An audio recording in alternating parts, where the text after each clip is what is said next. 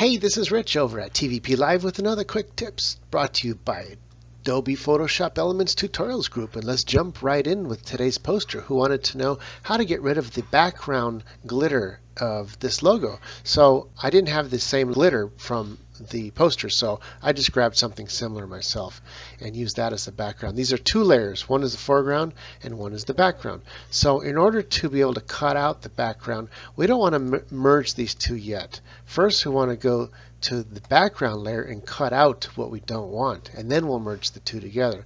So if you grab the polygon tool, you don't have to worry about the parts that are on top of the black, only the parts where they match up here. So I'm going to start right around here just indiscriminately and come over to the edge right there. I'm going to go along that edge as if the black was continuing. Now I will just cut out everything else indiscriminately. As long as it's behind the black, it's not going to show. So I will do this, and this is the layer of the glitter, the background.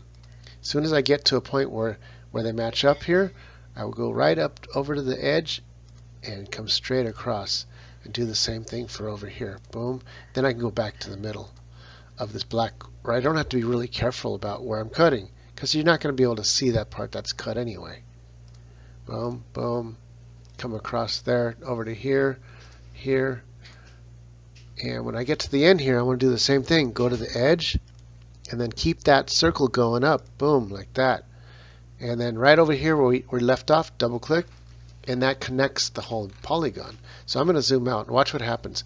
If I were to hit delete, it would delete the center portion. So let me undo that. I'm going to right click instead and select inverse. This selects everything else on the background. And as soon as I hit delete, boom, we just got rid of everything else on the background, leaving the glitter within the logo. Now for you to be able to really see it, I'm going to make another layer, put that layer in the back. Let's click white just to make differentiation between the foreground and the background, and click here. There we go. We got us a logo with the glitter only in the middle of the logo and a white background. This is cool. This is it for this tutorial. This is Rich calling it quits, saying over and out.